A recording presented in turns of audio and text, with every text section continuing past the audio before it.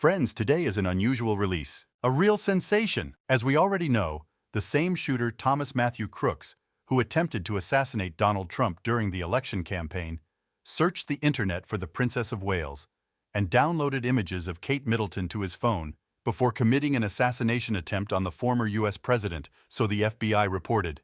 It was revealed today that Donald Trump's alleged killer researched information about the Princess of Wales online before attempting to kill the former president. Thomas Matthew Crooks downloaded photographs of the future queen, and as a result of FBI analysis of his 2 phones and laptop, this information was confirmed. U.S. police discovered his obvious affection and strong interest in the British royal after searching his home and seizing all his electronic devices.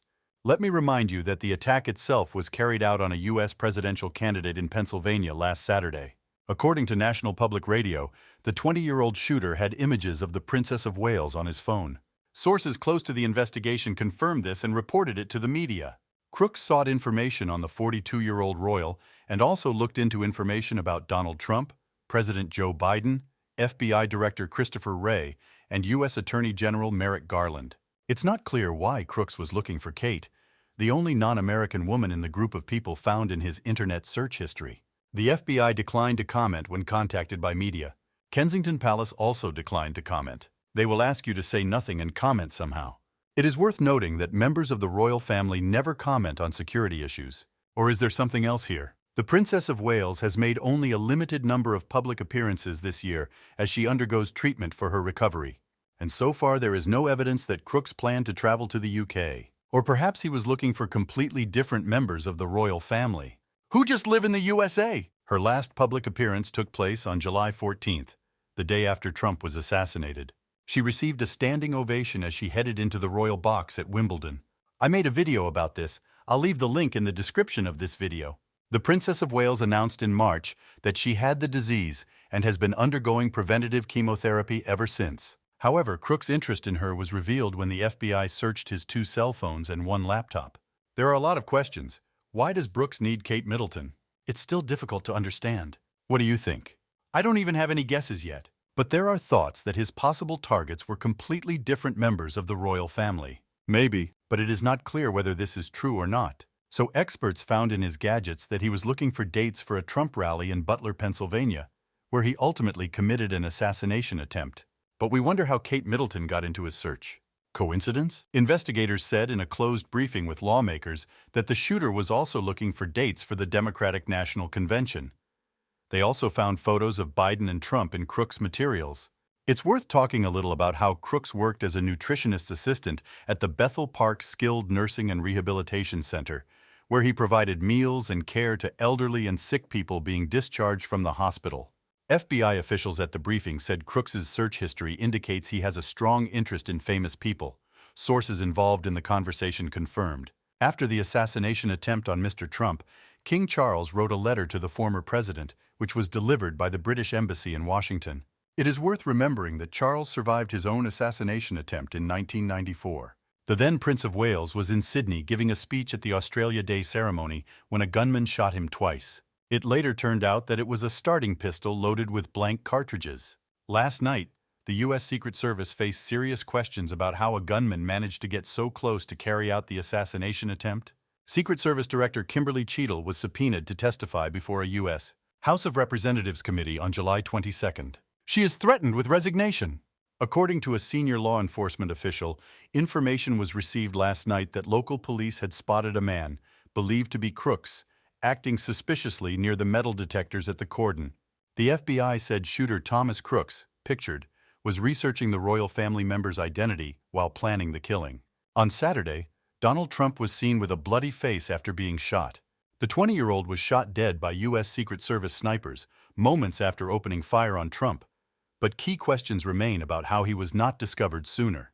A radio warning was broadcast to officers to keep an eye on him, and the information was passed on to the Secret Service, CNN sources said. About 5 minutes after Donald Trump began speaking, passers-by also tried to alert police to a figure crawling on a nearby rooftop holding a rifle. We spotted a guy crawling, military-style, bear-style, on the roof of a building next to us, 50 feet away from us, Greg Smith told the BBC. We clearly saw the rifle. We're pointing at him. The police are down there running on the ground. We're like, hey man, There's a guy on the roof with a rifle, and the police don't know what's going on. Mr. Smith said he tried to alert authorities but believed they would not be able to see the shooter due to the slope of the roof. I'm thinking to myself, why is Trump still speaking? Why hasn't he been removed from the stage? And the next thing you know, 5 shots ring out, he said. Another eyewitness, Ben Macer, claimed to have seen a guy going from roof to roof. I told the officer that the alleged shooter was on the roof. Rally participants had to go through metal detectors to ensure they were not carrying weapons, but the shooter remained outside the security cordon, hidden on a roof 433 feet from the stage, raising questions about the size of the perimeter and clearance efforts in the surrounding area. Former FBI Director Andrew McCabe told CNN, "One of the fundamental elements of site security is eliminating line of sight to where the person being protected will be performing. When you look at this map, you see that it clearly indicates those buildings that are on it are clearly within gun range." The building from which the shooter fired was outside the perimeter of the rally, so it was guarded by local law enforcement rather than Secret Service agents, agency spokesman Anthony Guglielmi said. The rally was monitored by 4 counter-sniper teams, 2 from the Secret Service and 2 from local police departments, he added. Ohio Republican Representative Mike Turner, chairman of the House Intelligence Committee, said, "I think this is very unfortunate because we believe that our presidents or former presidents or presidential candidates have the highest degree of protection." Florida Republican Representative Mike Waltz said on Channel X, "I have very reliable sources that there have been repeated requests from the Secret Service to increase protection for President Trump." But Mr. Guglielmi said, "There is a false claim that a member of the former president's team requested additional security resources and that they were rejected. This is an absolute lie. In fact, we have added defensive assets, technologies, and capabilities as part of the increased tempo of the campaign." Kevin Rojek, FBI special agent in charge of the Pittsburgh office, added, "There was not a single additional security request that was denied by the FBI." In a campaign memo last night, Trump officials asked staffers not to travel to their offices in Washington and Florida while they assessed security. But the question that one of the members of the royal family could have become the target of the assassination attempt is beyond belief. As we know, Kate is not currently in the United States, and the shooter could not have harmed her in any way. Then I will ask the next question. Who could be his potential target from among the members of the royal family in the United States? The answer comes naturally. Perhaps it is Prince Harry and his wife, Meghan Markle. Could this happen? Quite possible. But how could members of the royal family not please the shooter who attempted to assassinate Donald Trump, especially Kate Middleton? We will follow the news. Write your opinion about this situation. Another interesting news is that Kate and William want to increase their influence. Essentially, Princess Kate and Prince William are looking for help to maximize their influence, and the new hire needs rare skills. It is reported that the agents will be leading the search for a candidate for the position of assistant to enhance the influence of Kate and William. Kate and William will not be directly involved in the recruitment process, as the recruitment agency Odgers Berndtson is a highly regarded recruitment agency. The royal couple have shared a job description for the new hire that will help them maximize their impact across all the countries that make up the UK. But the successful candidate will need to possess a rare skill. The new employee's title will be Assistant Private Secretary, who will work alongside the couple at Kensington Palace in London. The full-time role is described as an exciting opportunity, which involves a leading role in the planning and execution of the majority of public events in Wales, Scotland, and Northern Ireland. However, the job description clearly states that there will be a particular focus on Wales, and knowledge of the Welsh language will be required for recruitment. The job description reads, "This position requires excellent communication and organizational skills, as well as a proven ability to build productive relationships with a wide range of individuals and organizations. You will have a proactive, hands-on approach to working in a small and flexible team, as well as a deep understanding of Welsh communities, affairs, government, and business." The document also states, "Spoken Welsh is essential, and fluency in Welsh, both written and spoken, is desirable." Those interested in applying must submit their application by midnight on July 21st. The attempt to forge a deeper relationship with the people of Wales came after criticism arose of William being given the title Prince of Wales, following his father's accession to the throne. At the time, a petition was launched calling for the position to be abolished out of respect for Wales, which was supported by tens of thousands of people. The petition claims that the title belonged exclusively to the English as a symbol of dominance over Wales, and those who were given the title have no genuine connection with our country. Amid backlash from certain sections of the population, William decided to cancel the traditional initiation ceremony, which usually takes place in Caernarfon.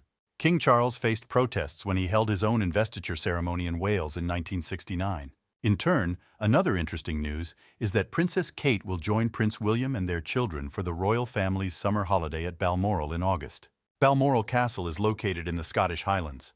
Next month, the firm will head to Scotland for a week's annual holiday, where they will spend some family time in the Highlands.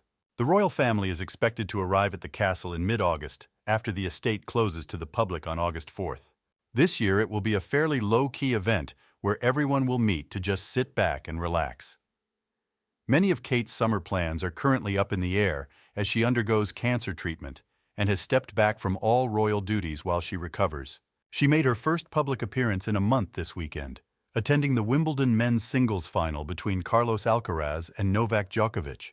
Leading royal expert Jenny Bond said the trip to Balmoral would be particularly meaningful for the Princess of Wales after an incredibly difficult few months. Last week, before Kate's participation was confirmed, she said, "It's been a bloody good year for the royal family, and nothing would please the king more than being able to gather as a family in the quiet of Balmoral to take stock, mark the end of an incredibly difficult few months, and have a look to the future." As Catherine herself said, cancer treatment comes with a great deal of uncertainty, and that should extend to whether she will be able to spend part of her summer holidays at Balmoral. If she goes, I'm sure the whole family will want to surround her with love, support, and renewed strength. She, meanwhile, will want to make the summer months for the children as fun and carefree as possible after everything she has been through. The stunning Scottish landscape was where William and Kate's romance blossomed. It also has significance for William, as it is the place where he was informed of his mother's death. The late Queen Elizabeth also died there in 2022. While Kate is expected to attend the annual trip, 2 other family members will likely be absent. Rumor has it that Prince Harry and Meghan Markle may join in on the fun and bring their children with them to help strengthen ties between the families. However, a source close to the Sussexes said that this is unlikely, despite the fact that the king wants to improve relations with Archie and Lilibet. A source said, "Charles really wants to connect with Archie and Lily and spend time with them." So it is possible that the Sussexes will travel alone at the end of the summer, just before the king returns to London. But this is highly unlikely given the current tensions. Thanks for watching and comments. Friends, from what city are you watching my videos? It is very interesting to me. Right. See you again.